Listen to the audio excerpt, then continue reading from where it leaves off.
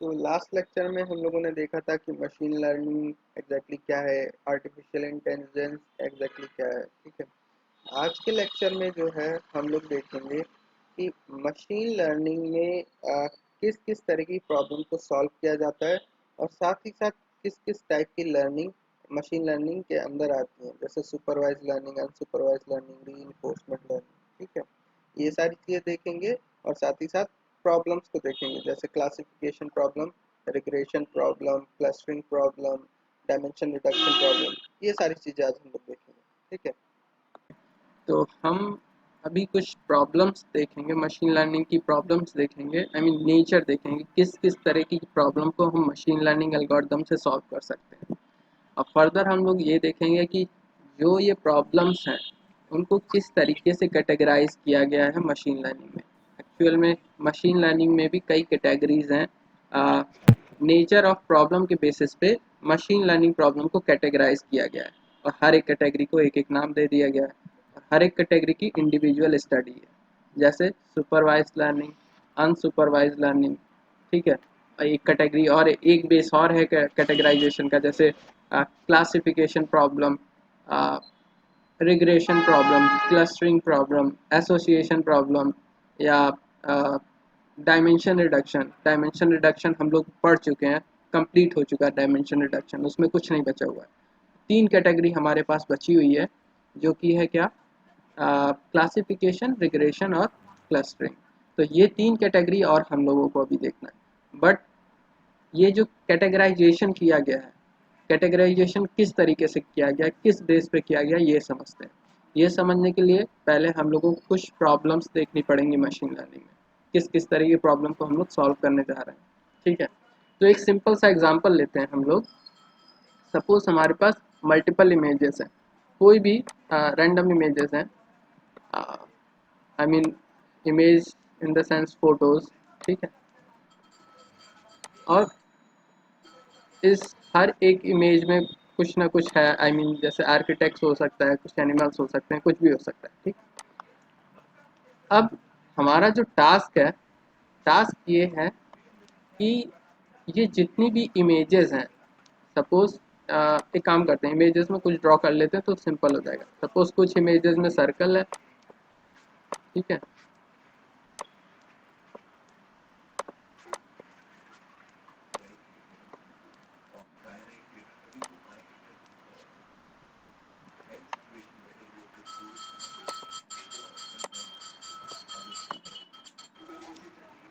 और कुछ इमेजेस में लेट्स से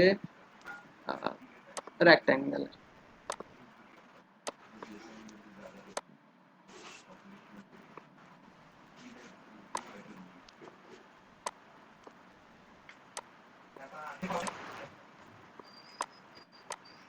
ठीक, हमारा टास्क है, मशीन लर्निंग को भूल जाते हैं, हमारा टास्क ये है कि ये जो इमेजेस दी गई हैं, इन इमेजेस से हमें कैटेगरी क्रिएट करनी है। आई मीन जितनी भी स्क्वायर वाली इमेजेस हैं, आई मीन रेक्टेंगल वाली इमेजेस हैं, उनको एक सेट में रखना है, और जितनी भी सर्कल वाली इमेजेस हैं उनको एक बकेट में रखना है।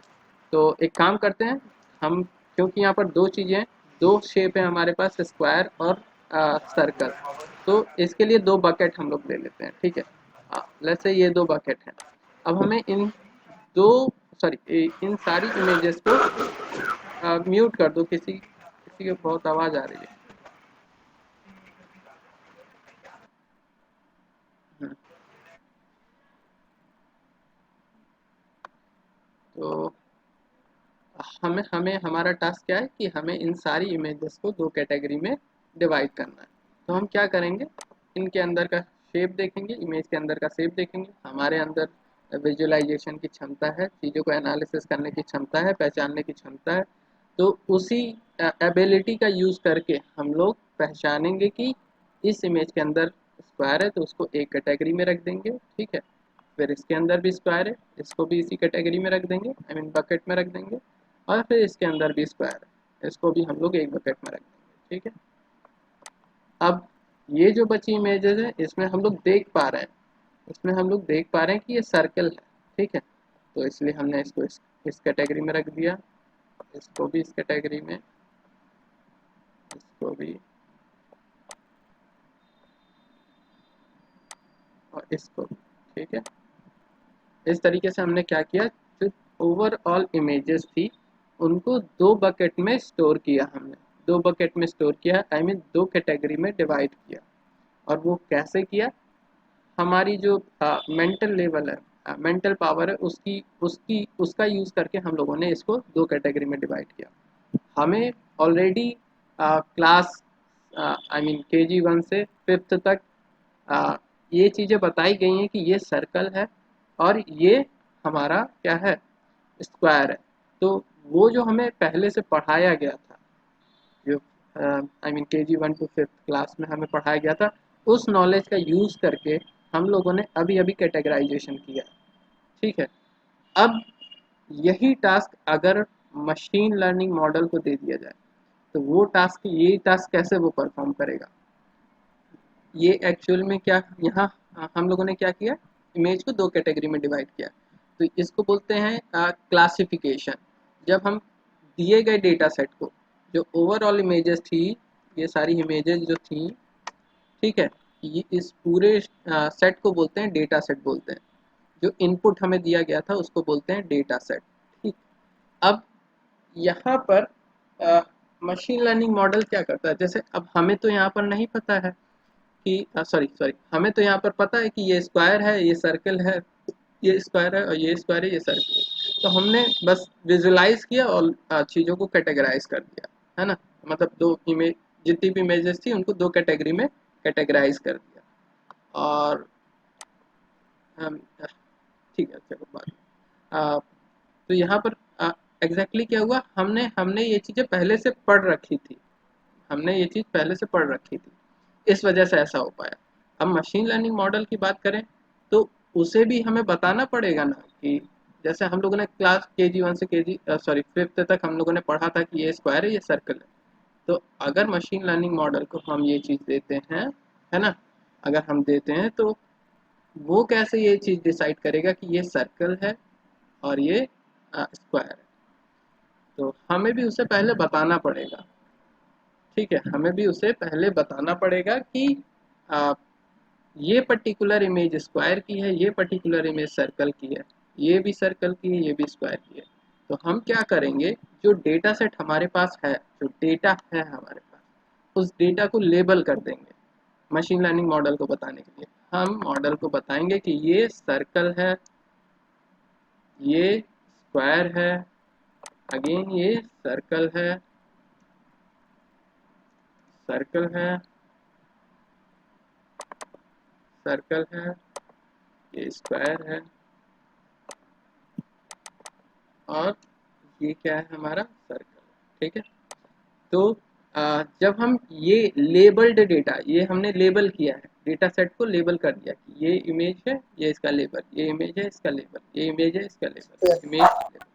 ठीक है, तो इस तरीके से जब हम लोग करते हैं, मतलब जब डेटा सेट लेबल्ड होता है, उस केस में क्या, सॉरी उस केस को क्या बोला जाता है, सुपरवाइज लर्निंग। जब ऐसे मॉडल सीखता है इसको बोलते हैं सुपरवाइज लर्निंग। यहाँ पर एक सुपरविजन है, क्या कि ये इमेज इस कैटेगरी से बिलोंग कर रही है, ये इमेज इस कैटेगरी से बिलोंग कर रही है, ये इमेज इस कैटेगरी से बिलोंग कर रही है। ठीक है, तो इस तरीके से जब प्रॉब्लम को सॉल्व किया जाता है, इसको बोलते हैं सुपरवाइज लर्निंग बोलते हैं। कि अगर हर एक डेटा के करस्पॉन्डिंग उसका आउटपुट अवेलेबल है, तो आ, इस इस तरीके के आई मीन प्रॉब्लम को बोला जाता है क्लासिफिकेशन, सॉरी सुपरवाइज लर्निंग बोला जाता है। अगर इस तरीके के डेटा के साथ मशीन लर्निंग मॉडल लर्न करता है तो उसको बोलते हैं सुपरवाइज लर्निंग। ठीक है, अब इन सब इमेजेस से वो लर्न करेगा। अब जब उसको हम कोई भी रैंडम इमेज देंगे, सपोज हमने उसे ये इमेज दी, ठीक है, ये इमेज दी, अब वो पहचानने की कोशिश करेगा कि ये इमेज इससे सिमिलर है या इससे सिमिलर है। जिससे सिमिलर होगी उसी कैटेगरी में कैटेगराइज कर देगा। ठीक है, तो ये किधर जाएगा, सर्कल में, सर्कल इधर था तो सर्कल इसमें चला। ठीक है, ये क्वेरी इमेज हो गई, ये हमारा डेटा सेट हो गया। डेटा सेट कैसा था, लेबल्ड डेटा सेट था। Labelled data set machine learning model में हमने पास किया। ठीक है, तो हम क्या करेंगे, इस लेबल्ड डेटा सेट को मशीन लर्निंग मॉडल में पास करेंगे। सपोज हमारा मॉडल ये है, तो ये पूरा data set machine learning model में पास किया जाएगा।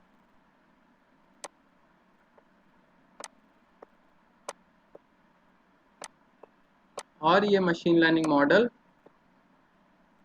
तब जाके ये चीज़ों को समझेगा कि कौन सा सर्कल है कौन सा स्क्वायर है। ठीक है, पूरा लेबल डेटा सेट वो क्या करेगा, इस इमेज के फीचर निकालेगा, इस इमेज के फीचर निकालेगा, इस इमेज के हर एक इमेज के फीचर निकालेगा, और फिर कंपेयर करने की कोशिश करेगा। ओके, सर्कल में ये चीज़ें कॉमन है, स्क्वायर में ये चीज़ें कॉमन है। जैसे जब वो स्क्वायर देखेगा, यहाँ पर भी स्क्वायर है, यहाँ पर भी स्क्वायर, यहाँ पर भी स्क्वायर, उसे एक चीज़ समझ में आएगी।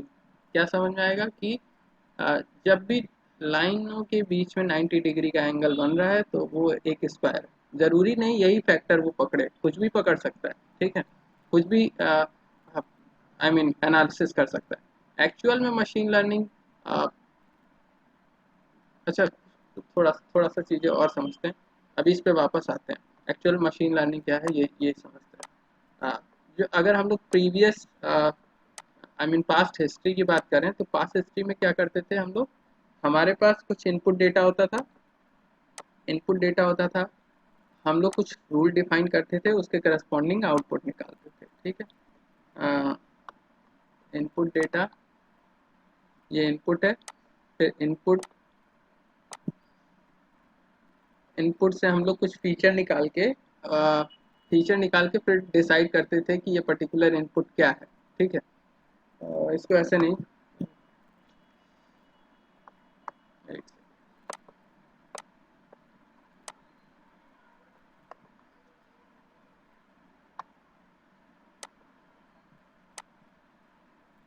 हमारे पास कुछ इनपुट होता था, कुछ रूल्स होते थे, और उन रूल के करस्पॉन्डिंग फिर हमें आउटपुट मिलता था। ठीक है, तो इनपुट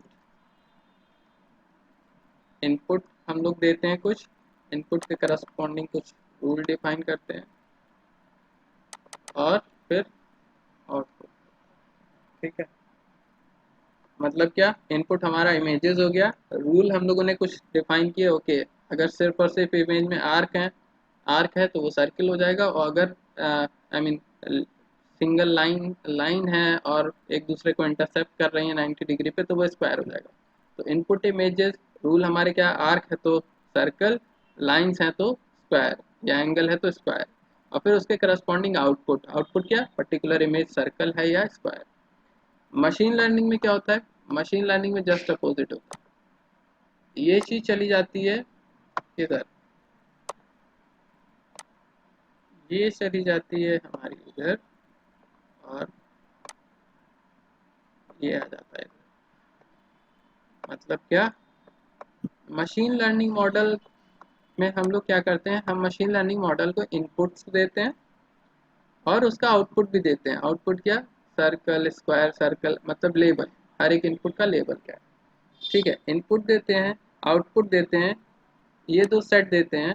ठीक है, और फिर वो रूल रीजनरेट करता है, रूल्स को जनरेट करता है कि ओके, ये इनपुट है, ये आउटपुट है, तो इसके लिए क्या रूल होना चाहिए।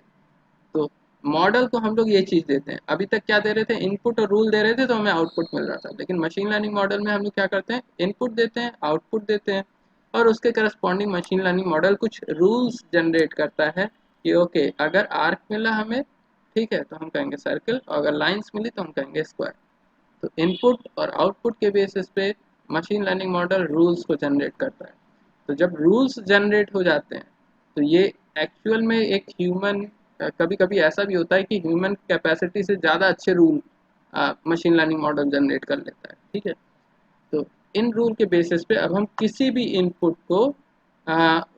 इनपुट के करस्पॉन्डिंग हम लोग आउटपुट गेन कर सकते हैं। ठीक है, तो एक्चुअल में मशीन लर्निंग यही होता है। अब वापस से हम लोग अपनी प्रॉब्लम पे चलते हैं।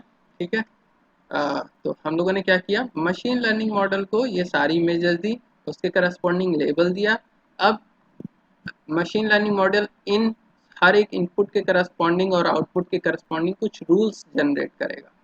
ठीक है, और जो फाइनल ट्रेंड मॉडल होता है, उसको फाइनल ट्रेंड मॉडल कब बोलते हैं, जब उसने सारे के सारे रूल जनरेट कर लिए हैं कि अगर ऐसा होगा तो सर्कल ऐसा होगा तो स्क्वायर, ऐसा होगा तो सर्कल, ऐसा होगा तो स्क्वायर, ठीक है। काफ़ी एक दो रूल नहीं, काफ़ी सारे रूल जनरेट करेगा अपने अंदर, ठीक। फिर जब फाइनल सारे रूल जनरेट कर लेगा तो वो एक ट्रेंड मॉडल हो जाएगा। अब इस ट्रेंड मॉडल के अंदर जब भी हम कोई इमेज पास करेंगे, सॉरी, जब भी कोई हम इमेज पास करेंगे, irrespective of class level, I mean अगर क्लास लेवल नहीं भी दे रहे हैं, ठीक है, और इमेज पास कर रहे हैं, तो इसके करस्पॉन्डिंग जब ये मॉडल ट्रेन हो चुका होगा तब, तो उसके करस्पॉन्डिंग ये क्या देगा, हमें आउटपुट देगा। ये पर्टिकुलर जो इमेज है वो क्या है हमारी, सर्कल है कि स्क्वायर है, ठीक है। तो ये क्या हम कर रहे हैं, इनपुट दे रहे हैं। इनपुट देने के बाद मशीन लर्निंग मॉडल को ट्रेन किया, फिर एक क्वेरी इमेज दी और क्वेरी इमेज को बताएगा कि ये आई मीन किस क्लास से बिलोंग करती है, सर्कल या फिर स्क्वायर से बिलोंग करती है, ठीक है। तो इस तरीके से हम लोग क्लासिफिकेशन करते हैं। जब हमारे पास क्या है, कुछ सेट ऑफ इनपुट्स हैं, उन इनपुट के करस्पॉन्डिंग कुछ फाइनाइट क्लासेस हैं। सबसे इंपॉर्टेंट टर्म क्या है, फाइनाइट क्लासेस हैं, ठीक है। यहाँ पर फाइनाइट क्लासेस कौन कौन सी हैं, सर्कल और स्क्वायर, सर्कल और स्क्वायर, ठीक है। एक बार फिर से रिपीट कर रहे हैं, जब हमें इनपुट दिया गया हो, इनपुट के करस्पॉन्डिंग आउटपुट भी दिया गया हो, और तब जाके इस डेटा को हम लोग मशीन लर्निंग मॉडल में सेंड करते हैं, इसको बोलते हैं क्लासिफिकेशन। लेकिन आउटपुट में एक रिस्ट्रिक्शन होता है, यहाँ पर क्लासिफिकेशन में रिस्ट्रिक्शन ये होगा कि जो आउटपुट होंगे वो फाइनाइट सेट होंगे, एक फाइनाइट सेट का डोमेन होगा। Finite set in the sense, यहाँ पर सेट क्या है हमारा, जो आउटपुट है वो क्या है हमारा, या तो सर्कल होगा या तो ऐसा, तो फाइनाइट सेट है, इनफाइनाइट नहीं है, ठीक है। फाइन, अब सपोज इसमें हमने और कैटेगरी बढ़ाई, हम लोग और इमेजेस ऐसे देते गए, सपोज एक इमेज और दे दी और उसमें सिर्फ और सिर्फ लाइंस हैं और कुछ नहीं है, ठीक है। तो ये एक कैटेगरी बढ़ गई, इसको सपोज बोला लाइन ही बोला हम लोगों ने, ठीक है। फिर हमारा जो सेट हो जाएगा वो क्या हो जाएगा, सेट। तो एक हो जाएगा सी एस और, ठीक है। अब हमने मशीन लर्निंग मॉडल को और क्लासेस दे दी, सपोज हमने एक और इमेज, एक नहीं और भी इमेजेस ऐड की, सपोज ऐसे सपोज पेंटागन दे दिया इसको, ठीक है। तो ठीक है, इसको अब हमारा जो नंबर ऑफ आउटपुट डोमेन होगा वो अगेन बढ़ जाएगा, ठीक है। तो यहाँ पर 4 डोमेन हो गया। इस तरीके से 1000 कैटेगरी भी हम दे सकते हैं, 10,000 कैटेगरी भी दे सकते हैं। लेकिन जब तक लिमिट है हमारी, एक लिमिटेड डेटा सेट है, एक लिमिटेड सेट है आउटपुट का, तब तक ये प्रॉब्लम कहलाएगी क्लासिफिकेशन प्रॉब्लम।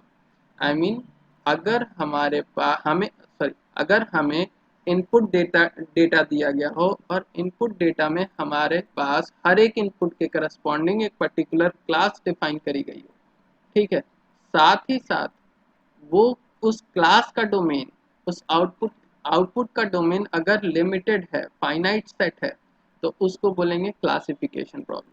बट अगर आउटपुट डोमेन, आई मीन जो फाइन जो जितनी भी इमेजेस दी गई हैं, अगर उनका जो डोमेन है वो अगर इनफाइनाइट हो जाता है, कॉन्टिन्यूस वैल्यू हो जाता है, ठीक है, तो उसको बोला जाता है क्या, regression problem. Classification problem, regression problem में सिर्फ और सिर्फ एक चीज़ का डिफरेंस है, आउटपुट डोमेन, सिर्फ और सिर्फ आउटपुट डोमेन। क्लासिफिकेशन प्रॉब्लम में जो आउटपुट डोमेन होता है वो फिक्स्ड होता है, मतलब लिमिटेड होता है, जबकि रिग्रेशन में एक कंटिन्यूअस वैल्यू हो सकती है रिग्रेशन। इसका एक एग्जांपल, जैसे सपोज हमारे पास मल्टीपल हाउसेस दिए गए, ठीक है, एक छोटा सा हाउस घर है, एक बड़ा है, इससे एक और छोटा है, और बड़ा है, और बड़ा है, हर एक हाउस का प्राइस प्रिडिक्शन करना हो, तो यहाँ पर प्राइस कुछ भी हो सकता है, वो सी एस या एल आर नहीं होगा, प्राइस कुछ भी हो सकता है, ये 1500 करोड़ का हो सकता है, ये 1600 करोड़, ये कुछ भी हो सकता है, प्राइस की कोई फिक्स वैल्यू नहीं होती, जैसे 15,832 या 15,232, कुछ भी हो सकता है, ऐसा कोई इवन पॉइंट्स में भी हो सकता है।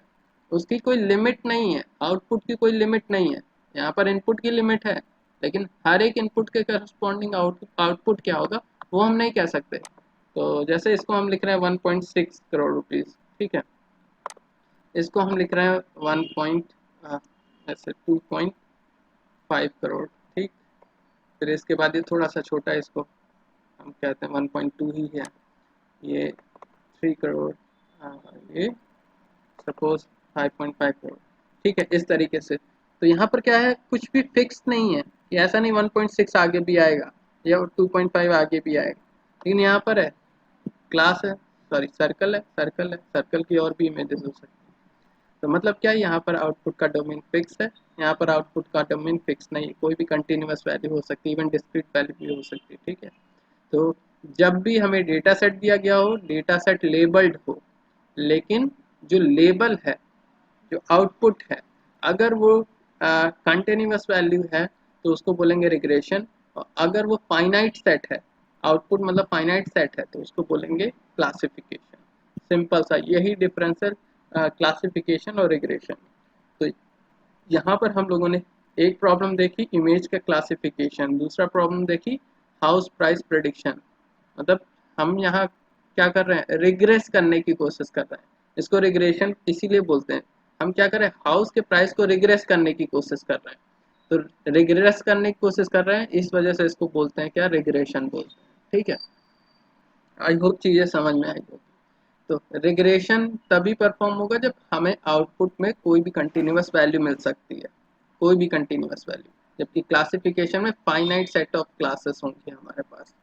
तो एक बार मैथमेटिकली देख लेते हैं हम लोग, आई मीन किस तरीके से रिप्रेजेंट किया जाता है डेटा सेट को, और आउटपुट क्लास लेवल्स को कैसे रिप्रेजेंट किया जाता है। तो जब हम लोग क्लासिफिकेशन की बात करते हैं, तो क्लासिफिकेशन में हमारे पास एक डेटा होगा, डेटा को रिप्रेजेंट करने के लिए हम लोग कुछ इस तरीके से कर सकते हैं, एक्स आई, सफिक्स में आई है, ठीक है, वाई आई, इस तरीके से हमारे पास डेटा सेट होगा, ठीक है। अब आई क्या चीज़ है, आई है नंबर ऑफ इंस्टेंस। मतलब सपोज हमारे पास 10 इमेजेस दी गई थी, तो हर एक इमेज की डिटेल होगी एक एक रो में। तो पहली रो में सपोज पहली इमेज की डिटेल है, दूसरी रो में दूसरी इमेज की डिटेल है, तीसरी रो में तीसरी इमेज की डिटेल। इमेज की detail in the sense pixel value, कुछ भी कह सकते हैं, चाहे पिक्सल वैल्यू हो गई, चाहे उसके एट्रीब्यूट हो गए, वो हम लोग बाद में डिस्कस करेंगे, ठीक है। अभी यही मान के चलते हैं इमेज में पिक्सल वैल्यू, ठीक। तो इस तरीके से मल्टीपल रोज होंगी। तो पहली रो दूसरी रो टोटल सपोज हमें 100 इमेजेस दी गई हैं, तो ये जो आई की वैल्यू है कहाँ से कहाँ तक लाई करेगी, 1 to 100। तो डेटा सेट डी को हम लोग डिनोट करते हैं एक्स आई वाई आई। वाई आई क्या चीज़ है, हर एक क्लास आई मीन हर एक इनपुट इमेज के करस्पॉन्डिंग आउटपुट। जैसे ये क्या होगा हमारा, सपोज पहली इमेज में कुछ आ, पहली इमेज में सपोज हमारे पास कुछ इनपुट दिए गए, सपोज इस इमेज में सपोज 4 पिक्सल थे, मान के चलते हैं, वैसे 4 पिक्सल कोई इमेज नहीं होती, हम मान के चल रहे हैं 4 पिक्सल थे, ठीक है। तो पिक्सल 1, ये क्या है,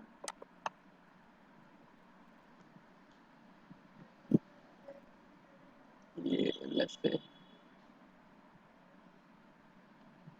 ये हो गया हमारा x1,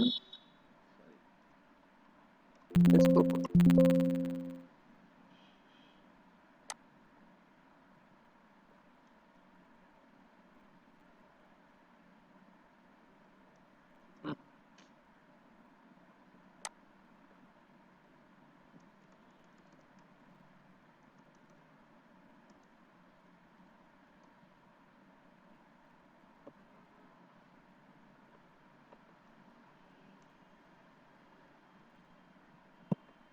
ये हमारा है y, ठीक है। अब x1 ये फीचर का नाम है, ठीक है, ये फीचर का नाम है, और हर एक फीचर का आई वैल्यू होगा, आई मतलब ये, ठीक है। जैसे I equals to 0, sorry I equals to 1, फिर आई इक्वल्स टू 2,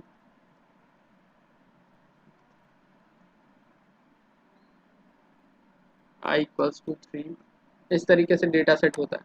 तो ये जो x1 x2 x3 यहाँ पर मल्टीपल फीचर है। ये जो फॉर्मूला लिखा गया है उसमें क्या है, सिर्फ और सिर्फ एक फीचर लेके चल रहे थे हम कि सपोज अगर सिर्फ सिंगल फीचर दिया गया, जैसे एक एग्जांपल लेते हैं, हम एक एग्जांपल लेते हैं, जैसे हाउस के प्राइस का प्रेडिक्शन हमें करना है, तो उस केस में सिर्फ हमें दे दिया गया कि एरिया और उसके करस्पॉन्डिंग उसका प्राइस। तो x हो जाएगा हमारा क्या फीचर, y क्या हो जाएगा हमारा प्राइस। ठीक है, तो फीचर सपोज एरिया है, x मतलब एरिया है, तो suppose 500 square feet, 1000 square feet, 2000 square feet.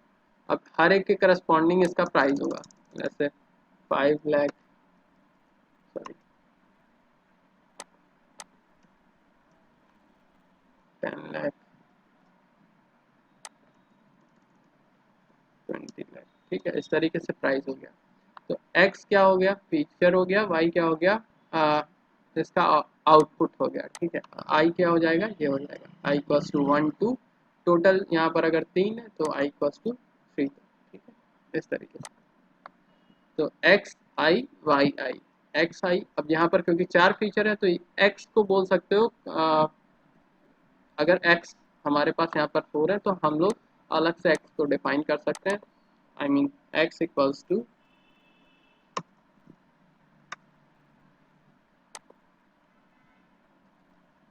x1 x2 x3 4। ठीक है, इस तरीके से बोल सकते हैं। अब y क्या होगा, y को तो हमें डिफाइन ही करना पड़ेगा। ठीक है, y क्या है, y एक क्लास वेरिएबल। ठीक है, अगर हमें सपोज इस वाले एग्जांपल को ले रहे हैं तो आ, जो y होता है इसको बोलते हैं डिपेंडेंट वेरिएबल, और ये जो फीचर होते हैं इनको बोलते हैं इंडिपेंडेंट वेरिएबल। y को डिपेंडेंट इसलिए बोलते हैं क्योंकि ये फीचर इन सभी फीचर पे डिपेंडेंट होता है। इसको इंडिपेंडेंट ये इसलिए बोलते हैं कि ये x1 इनमें से किसी पे डिपेंडेंट नहीं है, x2 भी किसी पे डिपेंडेंट नहीं, x3 भी, x4 भी किसी पे डिपेंडेंट नहीं। अगर डिपेंडेंट होता तो हम क्या कर लेते, उस फीचर का रिडक्शन कर लेते, क्योंकि अगर कोई भी फीचर को रिलेटेड है मतलब डिपेंडेंट है तो वो क्या होता है, ओवरहेड होता है, जैसा कि हम लोग ईडीए में देख चुके हैं, तो उसको हम लोग हटा देंगे। तो जो फाइनल रिफाइन डेटा होगा उसमें ये सारे के सारे फीचर इंडिपेंडेंट होंगे, बट इन फीचरों पे ये जरूर डिपेंड कर रहा होगा। ठीक है, आई मीन आउटपुट जरूर डिपेंड कर रहा होगा। तो एक्चुअल में जो y है, y i बिलोंग करेगा। अब बिलोंग का सिंबल नहीं बना पा रहे तो ई लिख दे रहे हैं। ठीक है, ई लिख दे रहे हैं, बिलोंग का सिंबल ये है। ठीक है, कैपिटल आर कुछ इस तरीके से लिखा जाता है यहाँ पर मशीन लर्निंग में।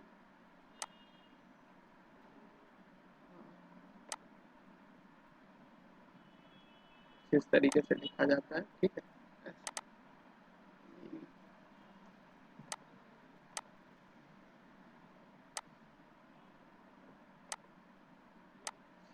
कैसे होता है, डबल लाइन्स होती हैं, कहीं अगर देखने को मिले तो समझ जाना। ठीक है,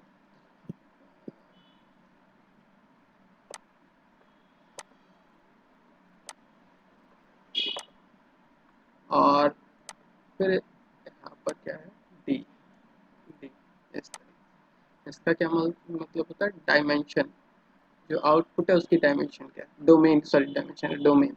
तो अगर हम लोग इस प्रॉब्लम की बात करें, अगर क्लासिफिकेशन प्रॉब्लम है तो ये जो डी होगा ये फिक्स होगा, ये जो डोमेन होगा ये फिक्स होगा, Y I belongs to R D. R D क्या है, डोमेन है। आखिर आउटपुट डोमेन क्या है, तो हमारा ये जो वाई का जो डोमेन है, अगर हम लोग क्लासिफिकेशन करने जा रहे हैं तो दो इमेज का, तो या तो सर्कल होगा या तो स्क्वायर होगा, दोनों में से कोई एक। ठीक है, अगर मान लो कोई और क्लास है तो ये हो जाएगा। लेकिन अगर रिग्रेशन प्रॉब्लम है तो यही चीज़ क्या हो जाएगा, एक कंटिन्यूस वैल्यू हो सकती है, कुछ भी हो सकती है, minus infinity two plus infinity, कुछ भी हो सकती है।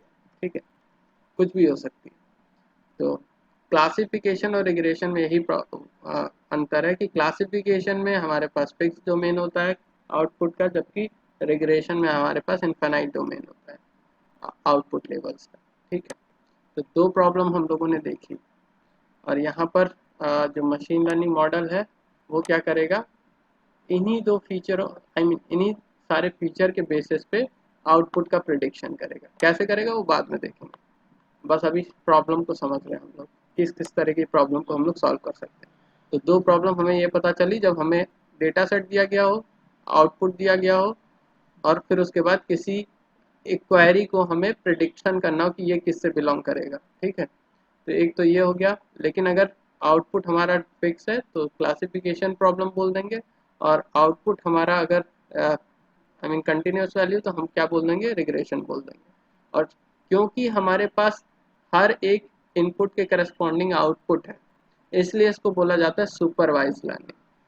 क्या बोला जाता है, सुपरवाइज। जैसे आप लोग टीचर के सुपरविजन में पढ़ते हैं ना, जैसे क्लास, जैसे हमने बोला था KG 1 टू 5th, या इसके आगे भी हर एक टीचर के सुपरविजन में पढ़ते हैं, जो कि आपको बताता है कि ये चीज़ ये है, ये चीज़ ये है। तो यहाँ पर क्योंकि हम लोग बता रहे हैं, हम लोग सुपरवाइज कर रहे हैं उसको, क्या कि ये चीज़ इसके बराबर है, ये चीज़ इसके बराबर है, या ये फीचर इस क्लास का, ये फीचर इस क्लास का। तो यहाँ पर एक सुपरविजन हो रहा है। तो इस तरह की प्रॉब्लम को बोलते हैं सुपरवाइज लर्निंग। क्या बोलते हैं, सुपरवाइज लर्निंग। ठीक है, ये क्या है, लर्निंग। क्लासिफिकेशन क्या है, प्रॉब्लम। ठीक है, क्लासिफिकेशन प्रॉब्लम है, और वो क्या है, लर्निंग है, सुपरवाइज लर्निंग। ठीक, अब एक और एग्जांपल लेते हैं हम लोग। सपोज हमारे पास कुछ इमेजेस हैं अगेन,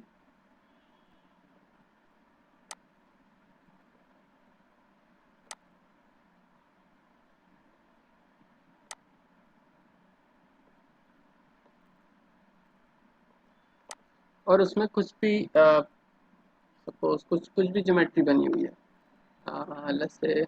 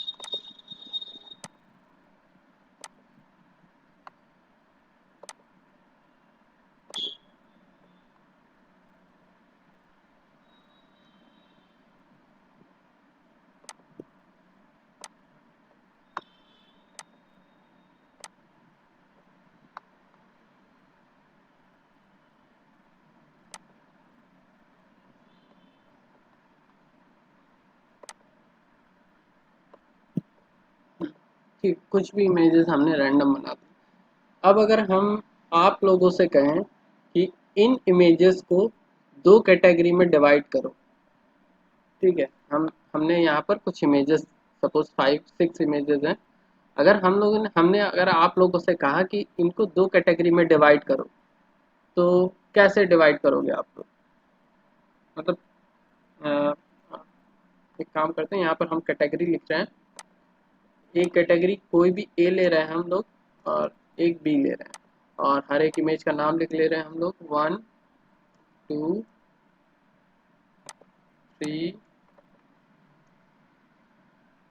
4 5 6। ठीक, हमने कहा इसको दो ही कैटेगरी में डिवाइड करना है, चाहे कुछ भी हो जाए, दो ही कैटेगरी में डिवाइड करना है। तो आप लोगों का क्या अप्रोच होगा, कैसे आप लोग इन इमेजेस को कैटेगराइज करोगे? किसको कैटेगरी ए में रखोगे, किसको कैटेगरी बी में रखोगे? बताओ प्रज्योत। अगर सर स्क्वायर आता है एंगल, मतलब इसमें 90 डिग्री आता है या फिर चलो ठीक है ऋषभ, मतलब स्क्वायर बताओ टाइप आता है उसका। अगर ए में कौन कौन सा होगा, बस इतना बताओ। अगर सर्कल आता है, मतलब जैसे कि सर ए में होगा first, then 1 second, then fourth, then six, 6, ठीक टू, है। देन फोर्थ, और देन बी में, 6, या हाँ बी में और बी में होगा थर्ड, थर्ड एंड थर्ड और 5, थर्ड और 5 सर, और 5, थर्ड 5, और 5। 5। ठीक है, बढ़िया। तो यहाँ पर कैसे क्या किया आपने, ये सिलेक्शन आपने कैसे किया? सर यह मतलब, सर देखिए सर, फर्स्ट स्टिच में जो बाहर का है, हम्म मतलब जो सेकंड वाला फिगर है उसमें, उसके अंदर उसके स्टार है ना, तो हम्म वहाँ पे 90 डिग्री एंगल क्रिएट हो रहा है। ठीक है, 90 तो नहीं हो रहा है, तो हाँ, स्टार, सर, बट और जो, स्टिल ठीक।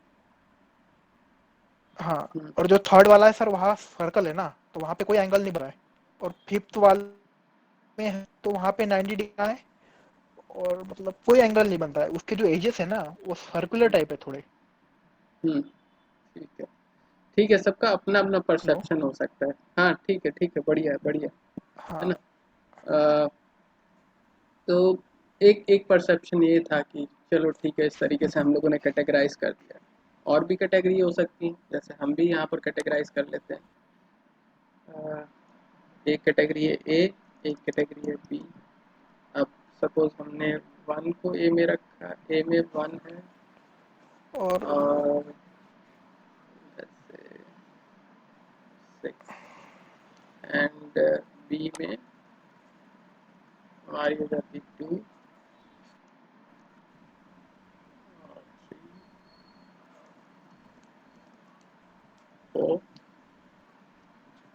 And five. इस तरीके से हमने भी एक कैटेगरी बनाई है। हमारा बेस क्या था, जिसमें हमें स्टार मिल रहे थे, एक यहाँ पर स्टार मिला था और एक यहाँ पर स्टार मिला, तो हमने इनको एक कैटेगरी में कर दिया। ठीक है, कोई तीसरा पर्सन किसी और तरीके से कैटेगराइज कर सकता है, जैसे कुछ कोई ये भी कर सकता है कि इसको इसको इसको इसको और इसको एक कैटेगरी में रखेगा और इसको दूसरी कैटेगरी में रखेगा। क्यों? कि यहाँ पर जितने दो ज्योमेट्री हैं, दोनों एक दूसरे कट कर रही हैं, ये भी कट कर रही हैं, ये भी कट कर रही हैं, ये भी कट कर रही हैं, ये भी, बट ये नहीं कर रहा है। तो इस तरीके से कैटेगराइजेशन कर सकता है। ठीक है, कोई और परसेप्शन से भी कैटेगराइजेशन कर सर सकता है, ये भी सकते जैसे हैं सर, वी शेप, हाँ कुछ भी हो सकता है। तो यहाँ पर क्या हो वी रहा शेप है, वाला, फर्स्ट, हाँ बिल्कुल फर्स्ट बिल्कुल, थर्ड। हाँ बिल्कुल हो सकता है, कुछ भी हो सकता है। ठीक है, तो यहाँ पर हम लोग क्या कर रहे हैं, किसी भी इमेज का लेबल नहीं डिफाइन है, किसी भी इमेज का लेबल नहीं डिफाइन है, बट स्टिल कैटेगराइजेशन कर रहे हैं हम लोग। क्या कर रहे हैं, कैटेगराइजेशन कर रहे हैं विदाउट लेबल। अब ये हम लोग कैटेगराइजेशन कर कैसे रहे हैं, on the basis of property. जिन जिन इमेजेस में कुछ प्रॉपर्टी कॉमन है, एट्रीब्यूट कॉमन है, कुछ चीज़ें सिमिलर हैं, उन उन इमेज को एक कैटेगरी में रख दे रहे हैं, और जिन जिन में आई मीन दूसरी इमेजेस में जिनमें प्रॉपर्टी कुछ कुछ ना कुछ मिल रही है, उनको दूसरी कैटेगरी में रख दे रहे हैं। ठीक है, अब कौन कौन सी प्रॉपर्टी को मेजर किया जा रहा है, यही डिपेंड करता है। यहाँ पर कुछ भी ऐसा हम लोगों ने नहीं डिफाइन किया था रूल की, ओके जब दो कट करेंगे तभी हम कैटेगरी में डालेंगे, या फिर सिर्फ और सिर्फ चैट बॉक्स होगा जिसमें, या आई मीन जिसमें टेक्स्ट बॉक्स होगा उसी को हम लोग एक कैटेगरी में डालेंगे, ऐसा कुछ नहीं। यहाँ पर डिपेंड करेगा कि क्या क्या प्रॉपर्टी दी गई है। अगर इनकी प्रॉपर्टी ऑलरेडी पहले से डिफाइन करी गई हो, तो हमें कैटेगराइजेशन करना थोड़ा सा आसान हो जाएगा। ठीक है, तो यहाँ पर क्या करते हैं, पहले हम लोग कुछ सिमिलैरिटी फाइंड आउट करने की कोशिश करते हैं हर एक इमेज में। जैसे इस इमेज का हर एक इमेज के साथ सिमिलैरिटी फाइंड आउट करेंगे, इस इमेज का हर एक इमेज के साथ सिमिलैरिटी फाइंड आउट करेंगे, उसी तरीके से इसका इसका। अब जो दो इमेजेस एक दूसरे से सिमिलर होंगी उनको एक कैटेगरी में कर देंगे, आई मीन जितनी इमेजेस एक दूसरे से सिमिलर होंगी उनको एक कैटेगरी में, बाकी को दूसरी में। अगर हमें बोला गया है दो कैटेगरी में, तो दो ही कैटेगरी में करेंगे, चाहे एक दो इमेजेस बिल्कुल भी मैच नहीं, कोई सिमिलरिटी ना हो, स्टिल उनको किसी भी तरीके से दो ही कैटेगरी, चाहे इसमें, चाहे जैसे बिल्कुल नहीं मैच करेंगे तो इसमें अगर एक है तो दूसरे में दूसरे को डाल देंगे। अगर यहीं पर नंबर ऑफ कैटेगरी हम बढ़ा दें, तो प्रॉपर्टी आई मीन जो प्रॉपर्टी हमें दी गई उनके बेसिस पे हम तीसरी कैटेगरी भी डिफाइन कर सकते हैं। जैसे एक एग्जांपल लेते हैं, अगर सारे हमें जितने भी जीव जंतु हैं सारे दे दिए जाएं और हमें कहा जाए कि इनको दो कैटेगरी में डिवाइड करो, तो कर सकते हो क्या? आ, आ, एक जीव जंतु क्या कि हर चीज़ दे दी जाए, आई मीन अर्थ पे जितनी चीज़ें सारी चीज़ें दे दी जाए, तो दो कैटेगरी में डिवाइड करना हो तो कैसे करोगे, एक तो लिविंग थिंग हो जाएगा, दूसरा नॉन लिविंग थिंग हो जाएगा, ठीक है। तो सबसे मेजर ये कैटेगरी होगी। फर्दर अगर बोला जाए कि लिविंग थिंग को डिवाइड करो अगेन कुछ कैटेगरीज में, तो फिर वहाँ पर भी डिवीज़न कर सकते हो, मतलब उनके बेसिस पे कि ठीक है कुछ जंगली हैं, कुछ आई मीन कुछ एनिमल्स हैं, कुछ ह्यूमंस हैं, ये कैटेगरी डिवाइड कर सकते हो। तो डिपेंड करता है कि आप कौन सी प्रॉपर्टी चूज़ करने जा रहे हो, ठीक है, कौन सी प्रॉपर्टी चूज़ करने जा रहे हो कैटेगराइजेशन, ये डिपेंड करता है। काफ़ी आवाज़ आ रही है, म्यूट कर दो, है ना। तो इस तरीके से हम लोग क्या करते हैं, इस तरीके की जो प्रॉब्लम होती है इसमें हम क्या करते हैं कि जितने भी हमें डेटा पॉइंट दिए गए हैं, data point in the sense data set में एक इमेज है, जितना भी डेटा सेट दिया गया, हर एक डेटा सेट में हम लोग सिमिलैरिटी फाइंड आउट करने की कोशिश करते हैं on the basis of similarity. जैसे एक एग्जांपल इसका क्या है कि जब आप लोग बीटेक कर लेते हो तो इवन बीटेक छोड़ो, 10th करने के बाद आप लोग मैथ साइड लेते हो, आर्ट साइड लेते हो, या बायो बायोलॉजी लेते हो, ठीक है। ये कैसे करते हो, इसका सिलेक्शन कैसे हो रहा है, वहाँ पर फिक्स होती है प्रॉपर्टी की इंटरेस्ट क्या है, बच्चे का इंटरेस्ट क्या है, उसका इंटरेस्ट डॉक्टर बनने में है तो उसको बायोलॉजी दिलवाएंगे। मतलब दो कैटेगरी डिवाइड हो रही हैं, मैथमेटिक्स इंजीनियर और डॉक्टर, दो कैटेगरी डिवाइड हो रही हैं। हर एक बच्चे को दो कैटेगरी में डिवाइड किया जा रहा है, या तो वो डॉक्टर बनेगा या तो इंजीनियर बनेगा। बेस क्या है, कौन सी प्रॉपर्टी, इंटरेस्ट, इंटरेस्ट क्या है, ओके। बच्चे को डॉक्टर बनना है तो डॉक्टर बायोलॉजी दिलवाया जाएगा, बच्चे को इंजीनियर बनना है तो मैथमेटिक्स दिलवाया जाएगा, ठीक है। तो इस तरीके से on the basis of interest बच्चे का सिलेक्शन होता है किसके लिए, मैथमेटिक्स या फिर बायोलॉजी के लिए, ठीक है। तो वहाँ पर प्रॉपर्टी मायने रखती है। तो यहाँ पर मशीन लर्निंग मॉडल हमें नहीं पता होता कि किस प्रॉपर्टी को फॉलो करने जा रहा है, वो बस प्रॉपर्टीज खोजता है, प्रॉपर्टीज खोजेगा, डिफरेंट डिफरेंट प्रॉपर्टीज के बेसिस पे इस पूरे डेटा सेट को जितनी कैटेगरी हमने उसे बोली है उतनी कैटेगरी में डिवाइड करेगा। मतलब यहाँ पर जो डेटा सेट होगा उस डेटा सेट का कोई लेबल नहीं होगा, सिर्फ और सिर्फ डेटा सेट होगा। अब मॉडल का काम है इस पूरे डेटा सेट में से प्रॉपर्टी फेच करना या फीचर फेच करना कि इस इमेज का क्या फीचर है, इस इमेज का क्या फीचर है, इस इमेज का क्या फीचर है, सारे फीचर फेच करेगा। हम सिर्फ इमेज की बात नहीं कर रहे हैं, ओवरऑल जितनी भी प्रॉब्लम, चाहे वो जैसे आप वो देखते हो आप लोग रिव्यू एनालिसिस, जैसे ये पॉजिटिव रिव्यू है कि ये नेगेटिव किसी भी प्रोडक्ट का, जैसे कोई मोबाइल लेने से पहले देखते हो ना कि ये पॉजिटिव रिव्यू है कि नेगेटिव रिव्यू, किस मोबाइल पे ज़्यादा पॉजिटिव है, किस मोबाइल पे नेगेटिव रिव्यू है, ठीक है। तो वहाँ पर कोई इमेज नहीं है, लेकिन वो जो टेक्स्ट लिखा है किसी पर्सन ने, उस टेक्स्ट के बेसिस पे हम लोग डिसाइड करते हैं कि ये नेगेटिव रिव्यू है कि पॉजिटिव रिव्यू है। तो वो भी एक तरीके का अनसुपरवाइज, सुपरवाइज भी होता है, अनसुपरवाइज भी होता है। आई मीन सेंटिमेंट एनालिसिस तो सुपरवाइज है, बट उसके आगे और भी चीज़ें हैं जो कि अनसुपरवाइज होती है नेचुरल लैंग्वेज प्रोसेसिंग में, आगे देखेंगे वो सारी चीज़ें, ठीक है। तो यहाँ पर क्या हो रहा है कि कुछ सिमिलैरिटी के बेसिस पे हम लोग पूरे डेटा सेट को कैटेगराइज करते हैं, एक तरीके से कहा जाए क्लासिफिकेशन ही कर रहे हैं। बट क्लासिफिकेशन और इसमें क्या डिफरेंस है, डेटा सेट के साथ हमें लेबल नहीं मिलता है, जबकि क्लासिफिकेशन में हमें डेटा सेट के साथ लेबल भी मिलता था, हर एक इमेज के साथ लेबल भी मिलता है। तो यहाँ पर कोई सुपरविजन नहीं है, हम अपने से सीखते हैं, कोई सुपरविजन नहीं होता है।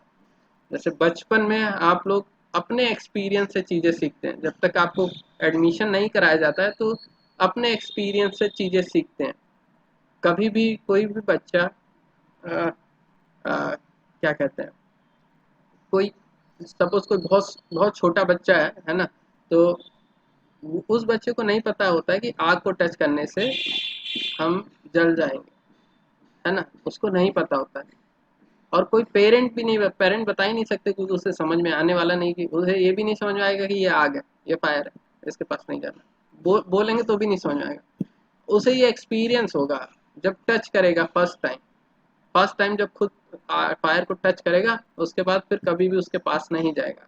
तो वो एक्सपीरियंस से चीज़ों को सीख रहा है, वो फीचर फाइंड आउट करने की कोशिश कर रहा है, ये ठंडा है ये गर्म है, ये ठंडा है गर्म है, ठीक है, खुद से डेवलप कर रहा है। तो वहाँ पर क्या है, वो खुद ही एक मॉडल है, मशीन लर्निंग मॉडल है खुद। इसी तरीके से यहाँ पर भी मशीन लर्निंग में भी हमारा जो मॉडल होता है वो खुद से फीचर को जनरेट करता है, फीचर को पहचानता है और उन फीचर के बेसिस पे ही पूरे डेटा सेट को कैटेगराइज करता है। यहाँ रिग्रेशन कुछ नहीं हो रहा है, क्या हो रहा है, कैटेगराइजेशन हो रहा है। क्या हो रहा है, कैटेगराइजेशन हो रहा है। इवन और भी चीज़ें देखेंगे, रिग्रेशन अगर टर्म यूज़ किया है तो ठीक है, ये सब सारी चीज़ें बाद में डिस्कस करेंगे। रिग्रेशन और अनसुपरवाइज्ड वे में रिग्रेशन या और कुछ चीज़ें बाद में डिस्कस करेंगे। अभी बस इतना समझो कि हमारे पास एक डेटा सेट दिया गया है, डेटा सेट का कोई लेबल नहीं है, उसके बाद हमें उस डेटा सेट को कैटेगराइज करना है, तो उस इस तरीके की लर्निंग को बोला जाता है अनसुपरवाइज्ड लर्निंग। प्रॉब्लम को बोला जाता है क्लस्टरिंग प्रॉब्लम। जो लर्निंग करता है मॉडल उसको बोलते हैं अनसुपरवाइज्ड लर्निंग। ठीक है, क्या बोलते हैं, अनसुपरवाइज्ड लर्निंग। तो यहाँ पर अगर मैथमेटिक्स में हम अपने डेटा सेट को डिफाइन करें तो डी इक्वल्स टू क्या होगा, सिर्फ और सिर्फ एक्स आई, वाई आई नाम की कोई चीज़ नहीं होगी। ठीक है, वाई आई नाम की कोई चीज़ नहीं होगी डेटा सेट में। बट हाँ, जो मॉडल का आउटपुट होगा वो कुछ होगा जो हम लोग डिफाइन करेंगे। सपोज यहाँ दो कैटेगरी है तो दो कैटेगरी, ये क्या है, प्रेडिक्शन होने के बाद, प्रेडिक्शन होने के बाद ये आउटपुट आएगा। ठीक है, आई मीन मॉडल की ट्रेनिंग के बाद। तो हम शुरू में क्या करेंगे, पूरा डेटा सेट जो हमें दिया गया है, इस पूरे डेटा सेट को हम लोग मशीन लर्निंग मॉडल में डालेंगे और मॉडल से कहेंगे कि अब इसमें से अपने से फीचर जनरेट करो, अपने से कंपैरिजन करो हर एक फीचर को, और खुद ही अपने लिए रूल निकालो कि ओके ये इमेज और ये इमेज सिमिलर है कि नहीं। ठीक है, या ये डेटा पॉइंट सिमिलर है कि नहीं। अगर हमने बोल दिया है कि ओके कि ये हमें सिर्फ और सिर्फ दो कैटेगरी में डिवाइड करना है, तो वो क्या करेगा, इस पूरे डेटा सेट को फाइनली दो कैटेगरी में डिवाइड कर देगा। ठीक है, इवन अगर सपोज हमने कोई क्वेरी भी दी, यहाँ पर दो कैटेगरी हो जाएंगी, सपोज ए और बी। अब कोई भी आप क्वेरी पॉइंट लाएंगे, क्वेरी इमेज लाएंगे, ठीक है, कोई क्वेरी इसको देते हैं let's say even this one. ठीक है, तो इसके करस्पॉन्डिंग किसी एक कैटेगरी में ये मॉडल जो है इसको कैटेगराइज कर देगा, किसी एक कैटेगरी। अब उसका बेसिस क्या होगा ये हम नहीं जान सकते, कि उसने कॉर्नर के बेसिस पे डिफाइन किया, आर्क के बेसिस पे डिफाइन किया, या फिर I mean number of edges के बेसिस पे डिफाइन किया। कैसे डिफाइन किया वो हम नहीं जान सकते, वो मॉडल ही जान सकता है। ठीक है, तो एक तरीके ब्लैक बॉक्स टाइप की ये चीज़ें अंदर ही अंदर हो रही हैं। ठीक, तो इस तरह की प्रॉब्लम को बोलते हैं क्लस्टरिंग प्रॉब्लम। क्लस्टरिंग का मतलब क्या है, on the basis of similarity हम पूरे डेटा सेट को कैटेगराइज कर रहे हैं, दो कैटेगरी या तीन कैटेगरी में डिवाइड कर रहे हैं, इसको बोलते हैं क्लस्टरिंग। ग्रुपिंग, ग्रुपिंग या क्लस्टरिंग सेम चीज़ है। अगर किसी भी, जैसे बहुत सारे लोग दे दिए गए हैं, उनको बोल दिया जाए कि इतने सारे 100 लोग हैं, इनको क्लस्टर करो दो क्लस्टर में, तो उसके बहुत सारे पैरामीटर हो सकते हैं। हो सकता है हाइट के बेसिस पे कर दो, हो सकता है कलर के बेसिस पे कर दो, हो सकता है जॉब के बेसिस पे कर दो, दो कैटेगरी में डिवाइड, कौन से एम्प्लॉयड हैं कौन से अनएम्प्लॉयड हैं, कुछ भी कर सकते हो। ठीक है, अब ये हम नहीं डिफाइन कर सकते कि किस बेसिस पे। अगर आप फोर्सफुली बताना चाहते हैं कि ये फीचर के बेसिस पे करो, तो आप फिर उसके बाद, जैसे अगर हमें यही कराना कि हम खुद से अपने फीचर बताएं कि इन इन फीचर पे करो, तो आप क्या करोगे, इस मॉडल में डालने से पहले इन सारे डेटा सेट को इसका वही फीचर एक्सट्रैक्ट करोगे कि इसमें लाइंस हैं, इसमें लाइंस हैं, इसमें लाइन नहीं है, इसमें आर्क है, इसमें लाइन है, इसमें आर्क है, इसमें लाइन है।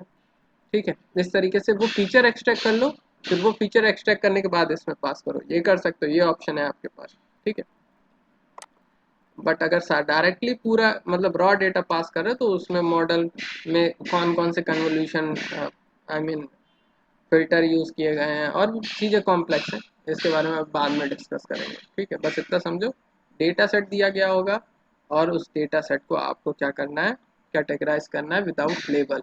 इस तरह की प्रॉब्लम को बोला जाता है supervise learning, sorry unsupervise learning. ठीक है, तो दो चीज़ें हम लोगों ने पढ़ी हैं अब तक, क्या, सुपरवाइज लर्निंग और अनसुपरवाइज लर्निंग। लर्निंग दो तरीके की होती है,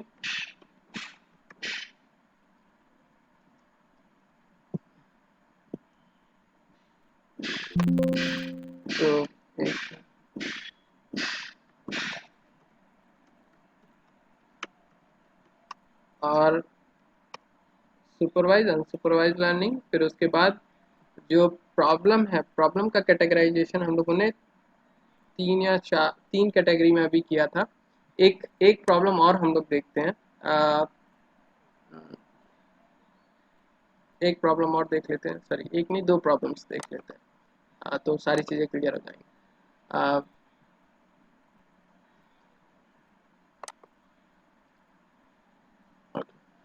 जब आप लोग कभी भी सर एक रीएनफोर्समेंट भी होता है ना, री अभी डिस्कस करते हैं, रीइंफोर्समेंट को बाद में डिस्कस करेंगे, ठीक है। अभी सारी प्रॉब्लम ही डिस्कस कर रहे हैं। नेक्स्ट प्रॉब्लम हम लोग देखने जा रहे हैं। सपोज आप लोग कभी भी आई मीन बिग बाजार या वॉलमार्ट कभी जाते हो, ठीक है, सुपर मार्केट में जाते हो, तो वहाँ पर आप लोग एक चीज़ ऑब्जर्व करते होगे कि जैसे अगर आप लोग कोई सोप खरीदने जा रहे हो, ठीक है, तो जब सोप जिस जिस रैक में सोप रखा होता है उसी रैक के आसपास आपको शैम्पू भी मिलेगा, ठीक है, आई मीन टूथब्रश भी मिलेगा, टूथपेस्ट भी मिलेगा, उसी रैक के आसपास सारी चीज़ें मिलती हैं, ठीक। तो वहाँ पर क्या हो रहा है कि अ, लोगों की नीड के अकॉर्डिंग, लोगों की नीड के अकॉर्डिंग क्या किया जाता है, प्रोडक्ट को अरेंज किया जाता है कि ओके अगर किसी पर्सन ने सोप को खरीदा है तो माइट भी चांस है कि वो शैम्पू भी खरीदेगा, या किसी ने मिल्क को लिया है तो हो सकता है ब्रेड या बटर भी खरीदेगा, ठीक है। तो इसको बोलते हैं अ, अ, इसको कह सकते हैं कि रिकमेंडेशन। अगर आप सोप खरीद रहे हैं तो वो लोग रिकमेंड करने के लिए उस शैम्पू को उस रैक के बगल में लगाते हैं। आई मीन सोप का रैक और शैम्पू का रैक आस पास होता है। इवन सोप में भी दो कैटेगरी है, एक वॉशिंग वाला मतलब क्लोथ वॉशिंग वाला जो सोप होता है वो भी वहीं मिलेगा, नहाने वाला है वो भी वहीं मिलेगा, हर चीज़ वहीं मिलेगी। तो नहाने से रिलेटेड जो भी सारी चीज़ें वो सब एक जगह होती हैं। इवन जो वेजिटेबल का सेक्शन होता है वो एक एक साइड होता है। हर चीज़ों को प्रॉपरली अरेंज किया जाता है ताकि लोग अगर भूल भी रहे हो तो उन्हें याद आ जाए चीज़ें, ठीक है। तो यहाँ पर इसको बोलते हैं रिकमेंडेशन या एसोसिएशन बोलते हैं कि अगर साबुन यूज़ कर रहा है तो माइट भी चांसेस शैम्पू भी यूज़ करे। तो इस तरह की प्रॉब्लम को बोला जाता है एसोसिएशन प्रॉब्लम। यहाँ पर सुपरवाइज था अनसुपरवाइज था, यहाँ पर क्या है, एसोसिएशन है, मतलब एक सीक्वेंस लोग फॉलो करने की कोशिश करते हैं। ओके नाश्ता करना है तो ब्रेड लेगा, हो सकता है दूध भी लेगा और बटर भी लेगा, ठीक है, मिल्क लेगा बटर भी लेगा, इस तरीके से एसोसिएशन होता है। डेटा सेट में क्या होता है, हर डेटा सेट में अगर सपोज चार चीज़ें हैं तो वो चारों चीज़ें एक दूसरे से अटैच होती हैं, इसको बोलते हैं एसोसिएशन, बोलते हैं एसोसिएशन प्रॉब्लम, ठीक है। तो एक कैटेगरी ये भी निकल के आई। हम लोगों ने अब तक क्या क्या देख लिया, क्लस्टरिंग, रिग्रेशन, क्लासिफिकेशन, एसोसिएशन। अब एक और प्रॉब्लम होती है जिसको बोलते हैं डायमेंशन रिडक्शन। तो डायमेंशन रिडक्शन में क्या होता है, कोई भी कॉम्प्लेक्स चीज को, जैसे सपोज आप आपके ही सब उसी उसी बिग बाजार की ही बात करते हैं, ठीक है। तो बिग बाजार में क्या किया, किसी भी सुपरमार्केट के मालिक ने क्या किया कि सपोज परफ्यूम्स, बहुत सारे परफ्यूम परफ्यूम ला के रख दिए, बहुत सारे, बहुत आई मीन 100 कैटेगरी के 100 कंपनी के परफ्यूम ला के रख दिए, ठीक है। अब वो एक महीने बाद क्या करेगा, एनालाइज करेगा कि कौन सा परफ्यूम ज़्यादा बिका है, कौन सा परफ्यूम ज़्यादा बिका है और कौन सा परफ्यूम बिल्कुल नहीं बिका है। जब वो इस चीज़ को एनालाइज करेगा तो उसे एक चीज़ समझ में आएगी कि ये परफ्यूम ज़्यादा बिक रहा है तो हमारे लिए ये इम्पोर्टेंट है, इसको सजा के रखना इम्पोर्टेंट है, जबकि जो परफ्यूम बिल्कुल नहीं बिक रहा है उसको हटा देना बेहतर है, ठीक है। तो वहाँ पर वो क्या करेगा, रिडक्शन करेगा, किसका, टोटल नंबर ऑफ शैम्पूज जो हैं, सॉरी शैम्पू कह रहे हैं, परफ्यूम्स जो हैं उनकी कंपनियों में रिडक्शन, उनकी वैरायटी में रिडक्शन करेगा। आ, और थोड़ा सा कोई और एग्जांपल लेते हैं, वो थोड़ा सा ठीक बैठेगा।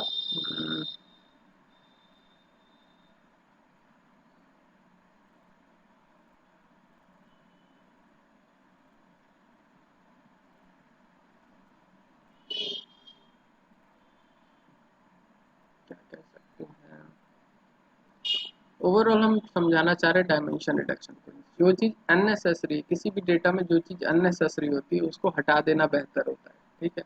जैसा कि उस रैक पे जो चीज़ नहीं बिक रही है उसको हटा देना बेहतर है।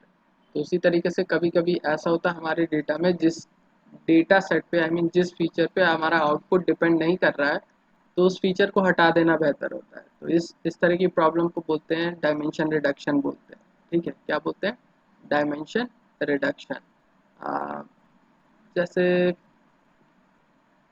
कुछ बढ़िया एग्जांपल किसी को कुछ सूझ रहा है तो बता सकता है डायमेंशन रिडक्शन। सर जैसा क्वेश्चन का आंसर मतलब अननेसेसरी अननेसेसरी लिखने से अच्छा है जो पॉइंट रिलेटेड हो वही लिखने हैं, मतलब वो हाँ बिल्कुल। डायमेंशन भी हो जाएगा और अननेसेसरी पॉइंट भी नहीं, है ना। हाँ, पॉइंट वाइज आंसर देना, है ना, पॉइंट वाइज पॉइंट मेंशन करना, तो वो एक अच्छी चीज़ है। हम्म। अननेसेसरी किसी चीज़ को हाँ एलेबोरेट करके लिखने से अच्छा है उसको मतलब रिड्यूस कर देना। जैसे किसी भी अगर किसी बहुत बड़ा पैराग्राफ है उसको समराइज करके लिख देना, ठीक है, कुछ ऐसा कह सकते हो, ठीक। तो वहाँ पर क्या कर रहे हैं? डायमेंशन का reduction. Dimension reduction exactly feature का रिडक्शन होता है कि अगर सपोज हमारे पास मल्टीपल फीचर दिए गए हैं तो उन फीचर में से कुछ फीचर को ड्रॉप कर देना जो अननेसेसरी हैं, उन सभी फीचर को क्या कर देना? ड्रॉप कर देना। और डायमेंशन रिडक्शन ऑलरेडी हम लोग बहुत ही डिटेल में पढ़ चुके हैं। जो हम लोगों ने पीसीए, एलडीए और टीस ने देखा था, ये सारी चीज़ें हम लोगों ने पढ़ ली हैं, ठीक है। तो इस तरीके की टोटल ये प्रॉब्लम्स हैं हमारे पास। कौन कौन सी? एक तो था क्या? क्लस्टरिंग, क्लासिफिकेशन, रिग्रेशन और एसोसिएशन, डायमेंशन रिडक्शन, ठीक है। तो सबको अलग अलग कैटे आई मीन सबके लिए अलग अलग लर्निंग यूज़ करते हैं। जैसे सुपरवाइज में कौन कौन सी आएंगी हमारी एल्गोरिदम? एक होगा clustering, sorry sorry sorry, supervise में क्लासिफिकेशन, ठीक है। सुपरवाइज में क्लासिफिकेशन, रिग्रेस सॉरी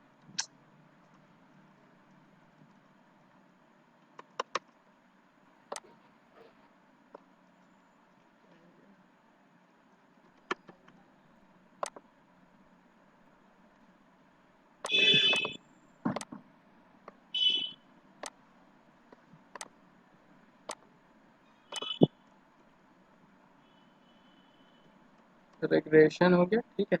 तो ये सुपरवाइज के अंदर आता है। अनसुपरवाइज में हमारा क्या हो जाएगा? क्लस्टरिंग, क्लस्टरिंग हो गया, एसोसिएशन हो गया, ठीक है। फिर उसके बाद डायमेंशन रिडक्शन।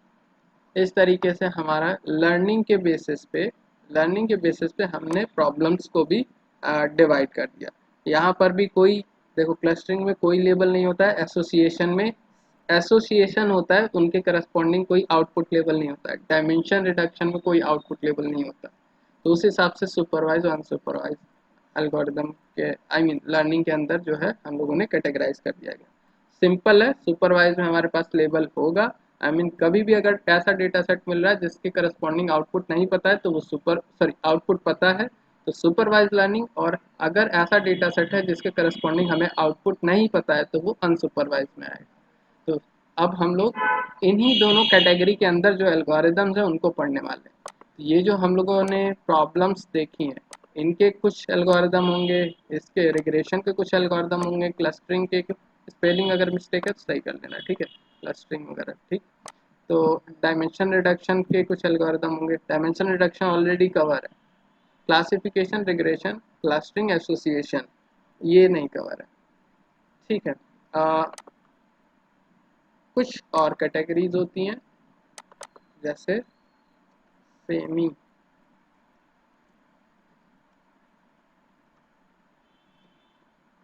सेमी सुपरवाइज और री इन्फोर्समेंट। री इन्फोर्समेंट लर्निंग दो कैटेगरी और होती हैं। इनके बारे में कल हम लोग डिस्कस करेंगे। आज बहुत टाइम हो गया। सेमी सुपरवाइज और अनसुपरवाइज सॉरी री इन्फोर्समेंट लर्निंग के बारे में कल डिस्कशन करेंगे। तो आई होप ये दो कैटेगरी समझ में आ गई होंगी। अब सेमी सुपरवाइज क्या होता है, री इन्फोर्समेंट क्या होता है, इसके बारे में कल डिस्कशन करेंगे। और फिर उसके बाद शुरू करेंगे रिग्रेशन प्रॉब्लम शुरू करेंगे, उसके जितने एल्गोरिदम है वो पढ़ेंगे, क्लासिफिकेशन के जितने एल्गोरिदम है वो पढ़ेंगे, क्लस्टरिंग के पढ़ेंगे और एसोसिएशन के। डायमेंशन रिडक्शन हम लोग पढ़ चुके हैं, और सेमी सुपरवाइज री इन्फोर्समेंट लर्निंग के बारे में भी हम लोग इसके बाद चीज़ें देखेंगे। ठीक है, ओके। तो आज की क्लास यहीं तक रखते हैं, कल मिलते हैं। हाँ सर। ओके।